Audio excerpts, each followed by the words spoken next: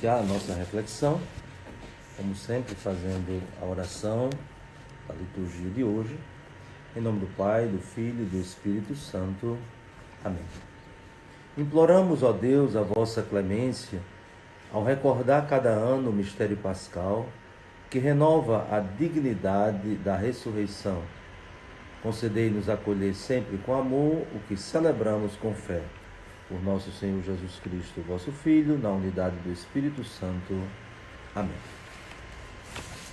Então, continuando a nossa reflexão, que parte sempre do Evangelho, do capítulo 3 de São João, desse diálogo que se torna um monólogo entre Jesus e Nicodemos.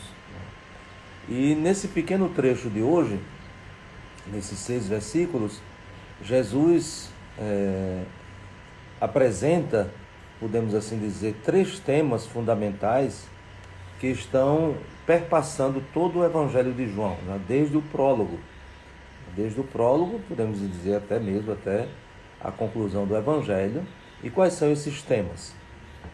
No versículo 16, nós podemos dizer que é o tema central, né? A vida eterna. E a vida eterna como o maior dom para expressar o amor de Deus por nós. Então, essa relação que existe entre amor e vida, ela é muito evidente. E sendo o amor de Deus, então a vida é eterna. Isso nós sabemos pela nossa própria experiência, que quando nós nos comprometemos com o amor verdadeiro, então nós nos comprometemos com a vida do amado. Então é impossível, né, pensar no amor que tira a vida. Isso é uma confusão. Às vezes a gente escuta por aí, diz assim, matou por amor. Mas isso não é verdade, né? Isso não pode ser coerente, né? Matou por amor. A gente pode até imaginar que alguém possa morrer por amor. Então vocês imaginem uma mãe que vai salvar o filho, né? Porque o filho está ali num perigo, e enquanto está ali toda empenhada para salvar o filho, acaba morrendo. Bom, então ali pode dizer, ela morreu por amor. Então isso é possível, de forma muito clara. Agora, o que não é possível, e aí de novo vem a confusão, é alguém que tira a vida do outro e diz que isso foi por amor. Isso foi por uma paixão louca, por um desequilíbrio, né? Mas por amor não pode ser. Nem tirar a vida do outro, nem tirar a sua própria vida. Isso também é uma contradição, né?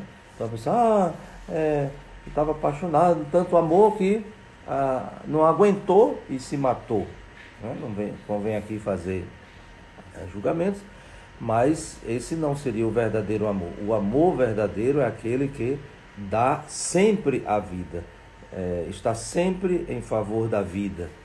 Isso é o fundamental. Então, esse tema, diríamos assim, um tema que perpassa todo o Evangelho de João, a vida eterna. E o que seria essa vida eterna? Não é só um prolongamento de uma existência, entrando até mesmo numa questão cronológica. Não, a vida eterna é a vida em Deus.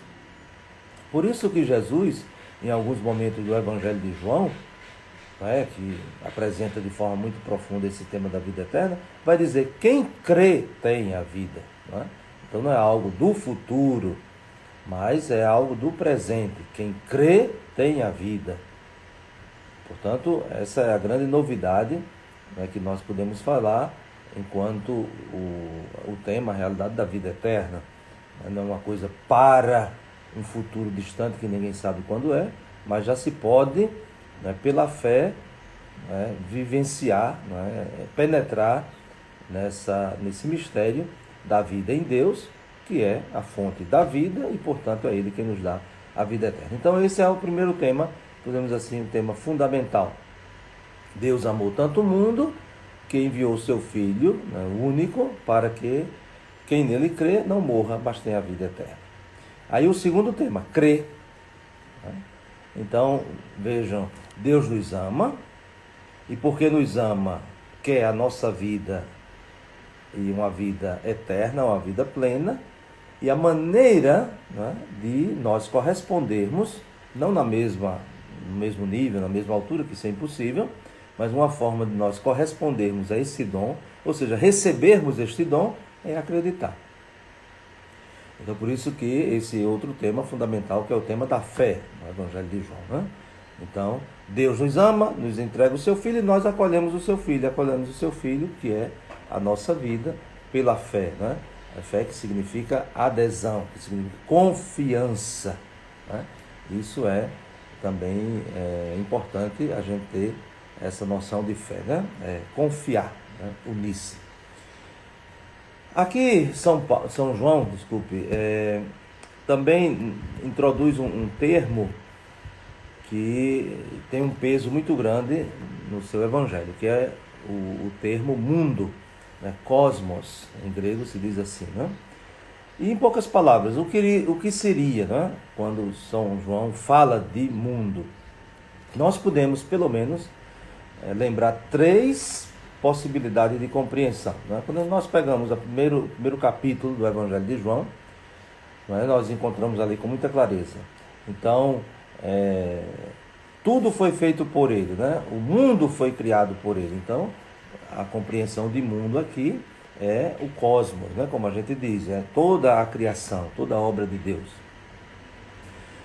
Depois nós vamos encontrar que, nesse texto aqui, amou tanto o mundo, né? Claro que, de modo especial, a sua criatura por excelência, então a humanidade. Então já se distingue, né, a criação como tal, e a humanidade é também um conteúdo dessa palavra mundo. E um terceiro conceito de mundo no Evangelho de João, naquele diálogo de Jesus com Pilatos. Então Jesus diz assim: o meu reino não é deste mundo. Se o meu reino fosse deste mundo, então os meus guardas viriam, não é, para fazer a guerra. Então aqui esse mundo não é nem a criação, nem a humanidade, mas é a oposição, não é? A humanidade naquela parcela que se opõe a Deus, que se opõe ao Evangelho, que se opõe à verdade, que se opõe ao amor e assim por diante. Então, essas 3 concepções de mundo aparecem no Evangelho de João. E por isso precisa estar muito atento, né, para, dentro do contexto preciso, poder compreender o que de fato ele quer dizer. Essa palavra mundo, assim, sem entrar em muitas considerações, na língua grega, significa um sistema organizado. Então, seria o modo de organizar, de estruturar. Então, quando Jesus diz: o meu reino não é deste mundo, ou seja, o meu reino não se organiza, não é, nos moldes dos reinos mundanos, né? Sobretudo do Império Romano, né? Ali de Pilatos e assim por diante. Então, é um outro modo de organizar, né? Onde o reino de Jesus não é de tirania, não é de opressão, não é de injustiça, mas é um reino de amor, de verdade, de paz, de fraternidade e assim por diante. Então, a palavra de Jesus: meu reino não é deste mundo, quer dizer, o meu reino não é como está organizado o seu reino, Pilatos, né? Não é como está organizado o seu reino, Herodes, e assim por diante. Então, esse conceito é importante para a gente compreender essa palavra de Jesus, que Deus amou tanto o mundo, amou tanto a sua criatura por excelência, amou tanto o ser humano, que vendo o ser humano se afastar dele, vendo o ser humano tomar outros caminhos, ele mesmo vem ao encontro. Então envia o seu Filho para que, sendo acolhido, aí não é imposição, sendo acolhido pela fé, se garanta a vida, e a vida em plenitude. Depois, um outro tema é o julgamento.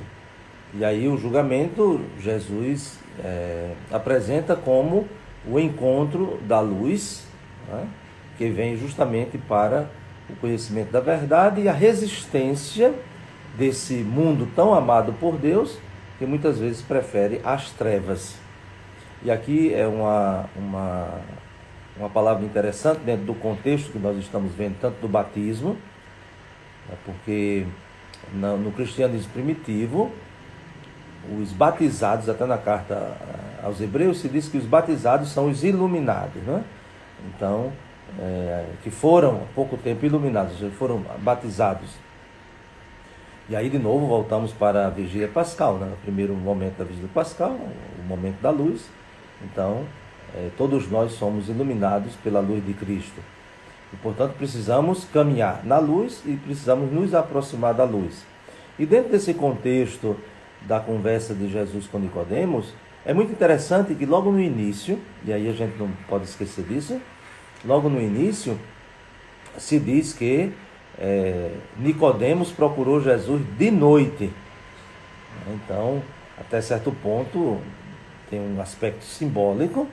Claro que é possível que ele tenha procurado Jesus de noite para não ser visto pelos outros, né, já que era um fariseu. Imagine um fariseu com essa conversa assim muito próxima, muito íntima, né, até mesmo elogiando Jesus diante dos outros, isso seria um problema, né? Tanto que depois, quando Nicodemos vai tomar até certo ponto a defesa de Jesus, não é assim que se julga uma pessoa, sem ouvi-la, tudo isso, né? Até ficam insultando, né? E agora você agora é discípulo dele também. Então, Nicodemos, ele tem um pouco dessa ambivalência, né? Ele quer, mas não quer, procura, mas não quer ser identificado. Claro que depois amadureceu na fé e se converteu verdadeiramente, né? Mas é essa tensão que todos nós também passamos. E, como eu dizia, no início do Evangelho diz que Nicodemos foi procurar Jesus de noite, né? Então, nessa situação de trevas, ele se aproxima da luz. Certamente essa palavra de Jesus se aplica também a Nicodemos, né? E qual é a palavra que Jesus diz? Aquele que se aproxima da luz, então tem as suas ações manifestas, né? Então, quem pratica o mal odeia a luz e não se aproxima da luz. Mas quem pratica o mal odeia a luz. Mas quem está tentando, né? Porque Nicodemos ele está num processo de conversão. Então ele está tentando, mesmo que as suas ações elas estejam ali na penumbra, né? Até o seu medo, a sua covardia, mas ele se aproximou de Jesus, né? Ele foi ao encontro de Jesus e, portanto, foi iluminado, né? E não foi assim de uma forma instantânea, não foi assim uma conversão, né? Assim de um entusiasmo, né? Que já no mesmo momento já saiu por aí dizendo, mas ele fez um caminho, fez o seu caminho, né? E que com boa vontade e buscando a verdade foi ajudado, né? E se deixou ajudar, cresceu na fé e aderiu a Jesus plenamente. Então, aproximar-se da luz. Esse é para nós um grande desafio, porque muitas vezes, por causa do nosso pecado e da nossa desobediência, da nossa infidelidade, nós somos tentados a cobrir, não é? A cobrir, a ir para a sombra e para a escuridão. Não é? Isso é também um mistério, né? Um mistério da nossa fragilidade humana, mas nós não podemos nos acostumar com isso, né? Porque uma coisa é o pecado e a outra coisa é negar o pecado. Parece que para Jesus, né, digamos assim, o problema não é o pecador. O pecador que se reconhece pecador e que vem para a luz, mesmo que as suas ações não tão bonitas, né, sejam reveladas, sejam confessadas, mas que vêm até a luz. O problema, e isso a gente vai ver no Evangelho, é justamente aqueles que não querem se reconhecer pecadores e, portanto, não querem aproximar-se da luz para que, conhecendo a verdade, entre no processo de conversão. Então, a diferença aí é muito grande, né? Entre essa humanidade amada por Deus e para a qual Deus enviou o seu Filho. Qual é a diferença fundamental? A diferença é uns que se reconhecem e mesmo com a dor da consciência do seu pecado, das suas fraquezas, das suas quedas, não querem se afastar da luz, e outros que acham que já são iluminados por si mesmos, né? Que já tem a sua fonte própria. E, portanto, esse é o maior pecado, porque não reconhece a necessidade de conversão. Então, todo esse tempo da quaresma, não, desculpe, da quaresma, todo esse tempo da Páscoa, para nós deve ser um momento privilegiado de nos aproximarmos da luz, né? E diante dessa luz que ilumina a nossa vida, ilumina as nossas sombras, ilumina a nossa realidade frágil, pecadora, possa nos ajudar a ver, né? Isso é fundamental. A gente poderia fazer uma comparação, até utilizando mesmo o ensinamento de Jesus, né? Ele é um médico que veio para os doentes, né? Os sãos não precisam de médico, mas se ilude uma pessoa que vai ao médico e percebe que tem alguma coisa que não está indo bem, e vai ao médico e depois o médico, de uma forma até um tanto negligente, né, relativiza demais, não se preocupe com isso, não sei o que, não é nada e tudo isso, e a pessoa volta para casa com aquela ilusão, né? Graças a Deus que não descobriu nada, mas ela não pode negar que sente alguma coisa. Talvez seja mais cômodo, né, a negação, mas não vai ser o caminho, né? Porque depois pode descobrir algo muito trágico, né? E até sem remédio e sem solução. Então, para nós, o grande desafio aí entra a humildade, é dizer, não, eu sou pecador, eu sou doente, eu estou em trevas, sombras muitas vezes caem sobre mim, mas eu não posso viver fora da luz, né? E aí me aproximo da luz, e essa luz não é qualquer coisa, essa luz é Jesus. E se é Jesus, então ele é fonte de vida. Então que o Senhor nos ajude a crescermos na fé, na adesão a Jesus, e mesmo que ainda caminhemos em algumas sombras das trevas, da morte, né? Possamos dizer, como o Salmo 22, né? O Senhor é meu pastor, nada me faltará, é Ele que me conduz, mesmo pelos vales tenebrosos. Então desejo um bom dia para vocês. Hoje à noite, às 9 horas, né, teremos a nossa live, tratando esse tema do pecado, né? Algo que nós falamos agora um pouco, e à noite nós vamos desenvolver. Então desejo a todos um bom dia, com a bênção de Deus, com as graças, e que possamos crescer sempre mais e não desanimar, né? Mesmo diante de nossas misérias, fraquezas, mas é a luz que nos ilumina. Nicodemos foi de noite, encontrou a luz e cresceu na fé, né?